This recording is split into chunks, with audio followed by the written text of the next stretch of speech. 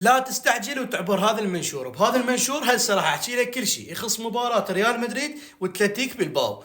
خسارة انه بطعم المرارة صحيح، بس خسارة على باطل، فراح افهمكم بكل التفاصيل. كمل المنشور. اول شغلة، اللي يقول ريال مدريد بالتحكيم هذا انسان باطل وما يعرف بكرة القدم.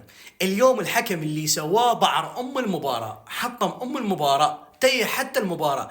هسه اوكي، هذا الهدف قدامكم، الهدف الاول مال كيليان امبابي اللي ملقي، هذا شوفه قدامك، ما يخالف. هسه عوفك من الهدف، اوف سايد الهدف، ما يخالف، قابلين.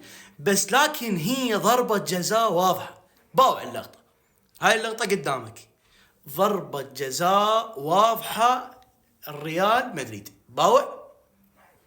وموضوع كيليان، يا اخي والله العظيم انت شغلتك شيني ما ادري. يا اخي والله العظيم لو تجيب هسه كيليان المصري هم يقول. هاي ضربتين جزاء ضيعهن متتاليه. امام ليفربول ضيعت ضربة جزاء، واليوم امام اتلتيك بالباو ضيعت ضربة جزاء، ونفس الزاوية ونفس الشوطة. كيليان اغم قصتي، ولك انت تاخذ افضل لاعب بالعالم، لا حد يلوم اذا احكي عم دمرنا.